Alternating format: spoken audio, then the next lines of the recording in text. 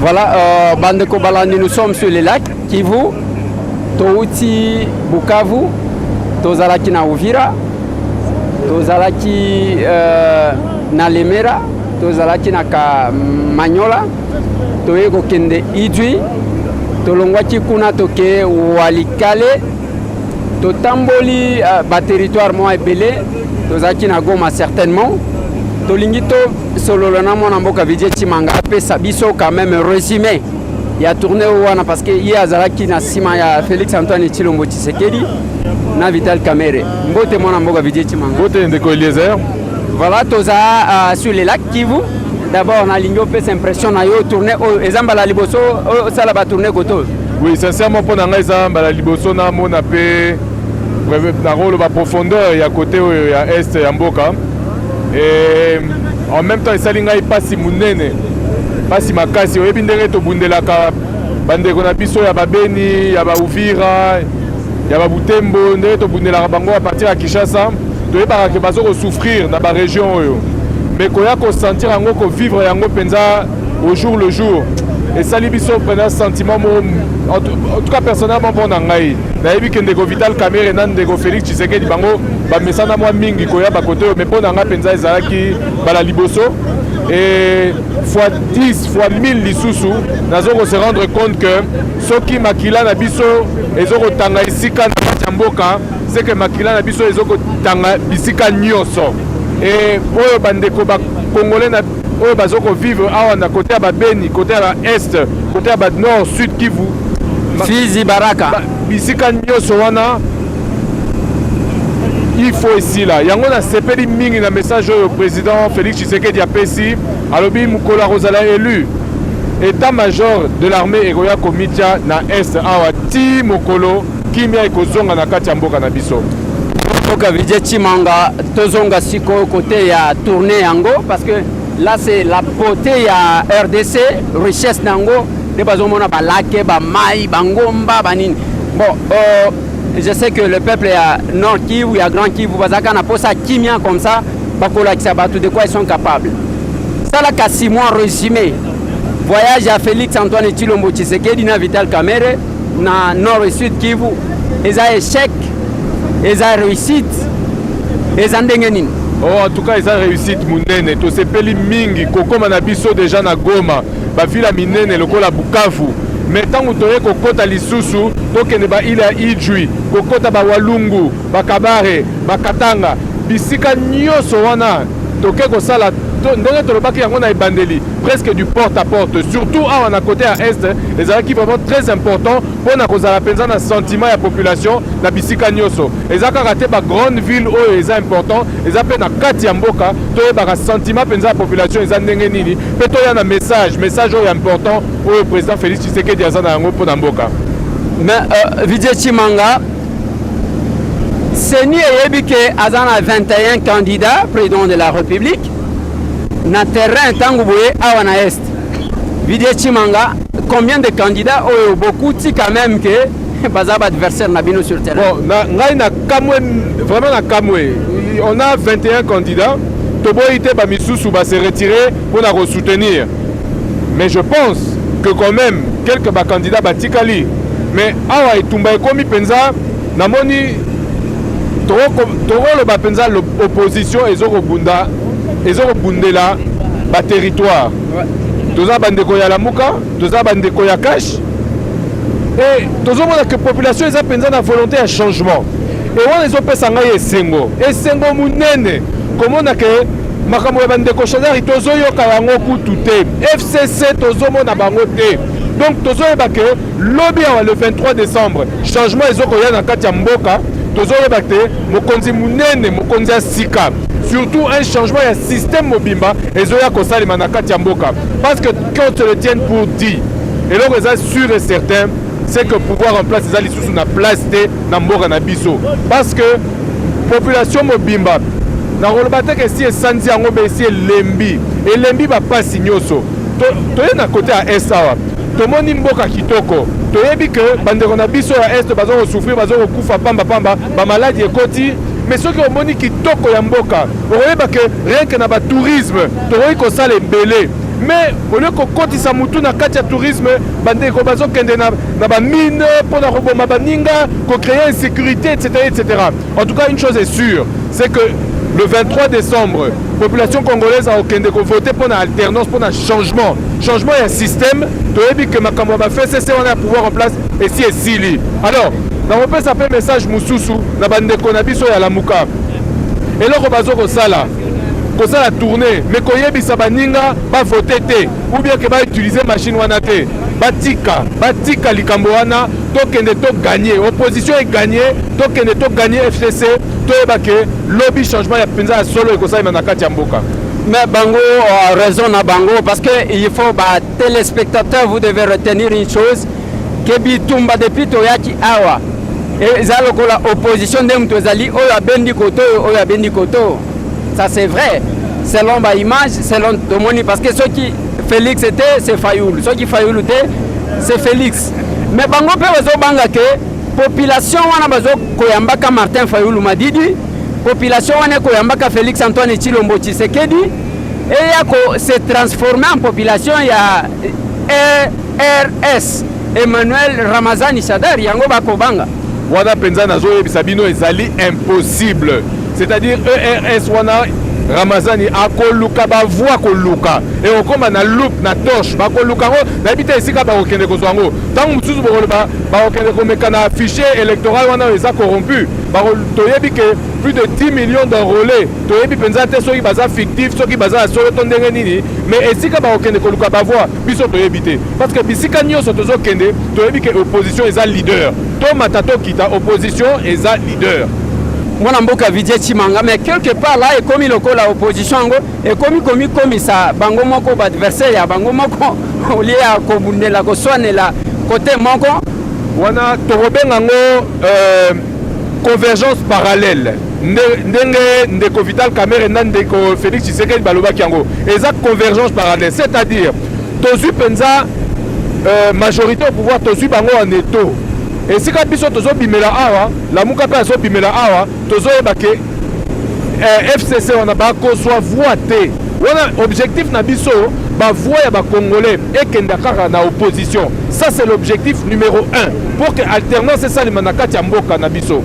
Mais yango wana na beti lisusu c'était message oyo bandeko ya la muka bazoko sala pona biso tozomona ngo babe eloko ezoko kabola biso mukende yango wana biso tolobi avec pour la machine toko gagner parce que machine wana l'équipe la population congolaise na makasité. Alors bandeko ya muka tango bazoko lobake batu ba voter te ba utiliser machine wana te bazomona te ke ba voix wana eza ba point oyo toko ya ko bungisa ngo na nzela ezate ke Ramazani ya kozwango puisque muto tia kombo ya Ramazani azate mais eza ba voix misusu oyo ekoyi kokende ke ba comptabiliser yango te eloko biso tolingi te nde yango wana. Alors basala effort ndeko Martin ayoka sonité a changé azosala campagne eza campagne te ya kokende kotalaka bamboka eza campagne po batu ba voter payer biso tokoloba soki balingi soki alingi a changé discours na ye azongela discours ya normal, c'est-à-dire to gagner nini machine à voter wana to tika te que ba voix ekende kobunga na nzela. Vidie Chimanga ozomona que chance ezali ko pencher du côté de l'opposition. Absolument. Ou bien du côté de la majorité. En tout cas à 100% c'est l'opposition. Boko luka na loba ki yango avant même que campagne banda majorité au pouvoir bako luka ba voix bako luka ngo na torche na yebite na mboka na biso na ba pasi nyonso tozoko vivre tobo ite lelo toza na est mais lobi tozokende na nini na Équateur na centre tozokende na Kasai tozokende na Katanga tozosonga nzela ya bandundu ya bakongo bisika nyonso wana toyebi pe tozokoyoka bandeko na biso basi bakei na baequipe d'avance population elembi epai batu bazokufa maladi école eza te kotanga eza pasi mpona bana biso chômage musala eza te bisi donc kolia kutu pasi. Alors ndenge nini bolingi bandeko na biso ya majorité oyo bapesi campagne na bango balobi eza la campagne de la continuité basoko continuer musala oyo ndenge babandaki yango, c'est-à-dire ko continuer musala ya kobebisa mboka na biso nani ko voter bango. Alors bisika nyonso tozokende tozomona te ekozala impossible mpona bango baya ko justifier une victoire quelle qu'elle soit, eza impossible, c'est l'opposition qui va gagner. Vidie Chimanga, le prochain tour, il y a Félix Antoine Tshilombo Tshisekedi na Vital Kamerhe. na nsima ya le Grand Kivu baoke kote nini? Alors bazo sont à côté ya Owele, Bawele, Bakeneti na Équateur, Kisangani, Mbandaka, après tozonga bakiti Katanga, Kasai, Bandundu, Congo central et puis Kinshasa. Ok, mwana mboka Vijay Chimanga na lingi otala caméra parce que toza na mwa suka ya interview oyo awa to okende Kinshasa opesa message na ba Congolais bakolanda yo pas seulement na Kinshasa mais à travers le monde par rapport ya maponomi oyo eza en face na biso parce que la crainte des gens eza ndenge nini balobi ke tozokende kotika Ramazani akomi kuna azwi kaka et puis va proclamer moyen ya Kenanga a déclaré Félix Antoine Tshilombo Tshisekedi to Martin Fayulu président de la République exaté. C'est ça la crainte. Et puis aussi bazotala que na est le plan c'est ezaya ko balkaniser mboka nabiso et puis à ko réviser constitution. Moi message. Alors à tous les citoyens congolais, oui, bah, que population nabiso peut-être tant mususu baninga misusu bazana diaspora bazo yeba yangote. Mais le peuple congolais a na posa ya balkanisation te. Toza na bomoko, ezala na est na centre na ouest bisika nyoso mboka toza biso tout ba congolais. Et mutu moko te alingi to kabwana. Bato bazoko meka kotia bu kabwani na kati ya ba congolais, même na kati ya opposition, bato wana baza banguna ya République démocratique du Congo.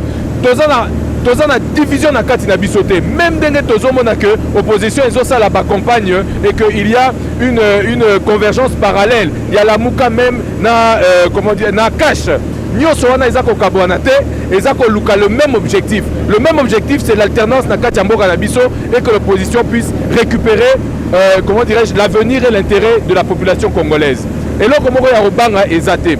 Olobi que tant mususu baninga ya majorité na baseni bakoluka bayi babavoa et que bapesa boulevard lokola na Emmanuel Shadari ngai nazoyebisa bino lelo na minute ndenge tozo solola bisika nyoso tozo kende témoignage na ngai eza nini ata Gabriel Mokia akobattre FCC nane yobe nazoyebisa yo que bakongolais bakopesa lisusu bavoa na baninga wana te c'est impossible eza impossible bongo moja uzotaka moja azosala campagne te pona moja azosala pe campagne na ye na ba 10 policiers so 25 policiers na ye eza oyo ya chaque matin ata ba policiers wana ba voter na bité so ba policiers ba voter a gagner. Voilà, merci beaucoup mwana mboka Vijay Chimanga. Merci aussi bandeko balandi na Ebsa Kabino mwa mikolo bolandi bisote na Ebsa Kabino système ya lisu likolo misu mibale musala to sala kayango wana. J'ai aimé le discours de Vijay Chimanga.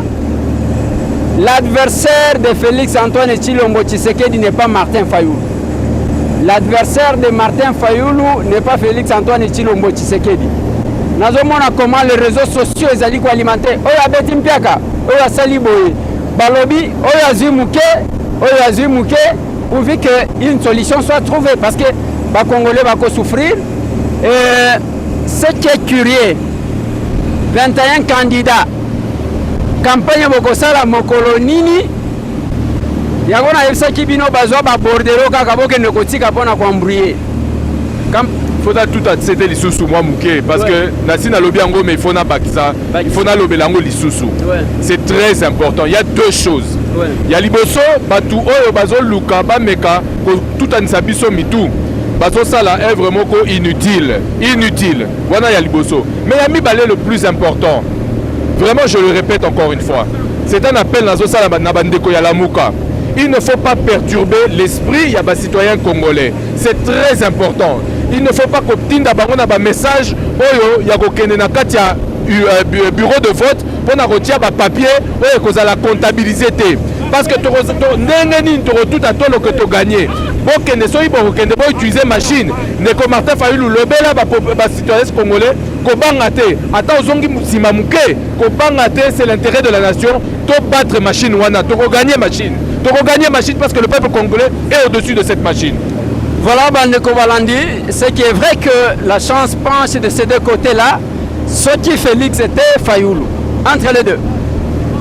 C'est le constat que j'ai fait à l'Est, mais la CENI va nous dire quoi? Wana mutune zandeko Eliezer yozo mona nanga wana sala.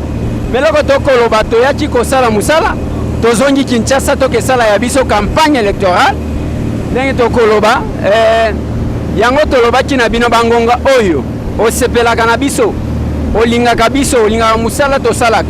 C'est le moment de nous soutenir parce que biso campagne tozosala sans moyen babanderole na kini wana eza te eloko moko te tokosalaka ndenge wana. C'est le moment de nous assister, c'est le moment ya kozala ntango oza nsima ya mutu, c'est le moment ya kotindika yakende liboso. Depuis que je suis là, discours ya bandeko ya Kash nazosepela nango parce que chaque fois bazolobelaka eloko wana yake biso na Fayulu toza nzela moko tokabwanika mpona kamwa distance ya muke. Soki kaka bandeko ya Lamuka balobi na bato bo voter correctement ndenge bato ya Kash bakoloba toyebi te soki Ramazani akobimela nzela nini.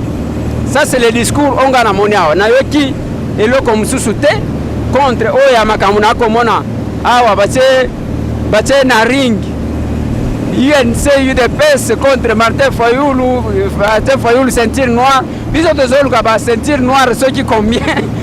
Mais le Congolais a besoin de ces changements-là. Le Congolais n'a pas besoin de théâtre et cause à la malam. Merci Bandeko Balandi, ça vous a manqué et nous voici de retour à Kinshasa, la capitale. Et ça va commencer, nous sommes là avec vous. Merci Nabandeko tout, Bayambi biso na Est. Merci Nabandeko tout, ya diaspora bisika nyonso bozali. Surtout bao bazo travailler dans la sincérité pour le changement. Merci mon Amboga Vijay. Merci beaucoup. Donc continuer na Kisasa. D'office. Comme ça. Papa les autres continuer. Et kobanda soki ba sali déplacement au PCB seulement information parce que internet peut le coûter les gimini. Le plaisir aussi si on a réussi à confirmer Léo que Nasa le porte-parole il y a candidat président de la République. Alors, félicitations à FC. Merci, merci. Champagne déjà. Tewa après la victoire. Oh. On va pas fêter.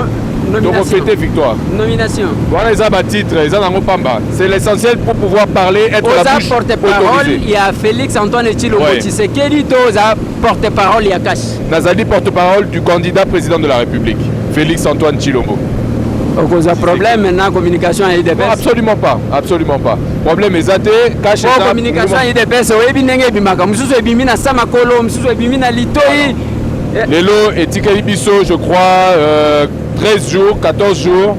C'est la campagne qui est importante. La campagne n'est pas la campagne de l'UDPS, c'est la campagne de l'opposition congolaise. Et Kash, c'est le camp du changement. C'est-à-dire, les gens ont parti et belé, les gens ont kati. Ngai naza mwana UDPS, naza mwana Dynamique Congo Uni. Deko Vital Kamerhe aza mwana ya Union UNC. Tous les partis et tous les kati ya Kash. Alors, c'est une campagne pour toute l'opposition, ce n'est pas une campagne individuelle. La base dont Bissonio se tozo tout dans la tolo, et ça base ya UDPS karaté, et ça base na Bissonio so ata ya mike toza nango, yango nezo sala le peuple congolais ou eza lelo l'opposition contre la majorité au pouvoir. Merci Bandeko Balandi. Je vous annonce que dans nos couloirs, Toyoka Chikemona Mboga Vijay Chimanga, à cause de la porte-parole, il y a Félix Antoine Tshilombo Tshisekedi. Désormais, si vous avez besoin d'une question concernant Félix Antoine Tshilombo Tshisekedi, voilà, la porte est là. Merci. Toko Zonga. Ezabitumba. Voilà, Bandeko Balandi, Tolingi te faire vivre bien la beauté de mon pays. Wana Tozali Kotali Sabino, nous sommes effectivement sur le lac Kivu. Botala ba Mai, Botala ba Zamba, Botala ba Île, Botala Nyonso, Eza Musala, Yango Logo Kobomisa Batu Yangoan. Yango Pena Koyisaka Bandeko Ngai, ce que peut Bandeko Bele, Wana Poto, Bazali Banda, Batika Laga Nzoto. Parce que la beauté de ce pays, il suffit seulement que Ngonga Oyo, côté Oyo, moi qui n'y a Ezala, donc le peuple est capable de faire mieux. Wana Tozali Kadananzela, nous sommes sur le lac Kivu, Tozali Kotali Sabino, comment le Congo est si meilleur, et l'India Congo n'est Zaleli, Tozako Zonga, Tokoma Goma, mais avant que Tokoma Goma, Tokotali Sakabino, ce qui se passe, nous sommes toujours sur le lac Kivu, pour nous faire vivre Bino et Sengo. Voilà la boîte Oyo. Voilà. Voilà la vie de chez moi. Voilà la vie de chez moi. C'est ça la vie de mon pays. Biso bisika biso wa villageois bisika tohuta yangoan. Voilà, encore là, une pirogue. mususu yango wana kuna ndeko akoteka malala awa ba mususu wana bakoteka soki bauti pêche na habité. C'est la vie de chez moi. Voilà. C'est bien bon. Ouais.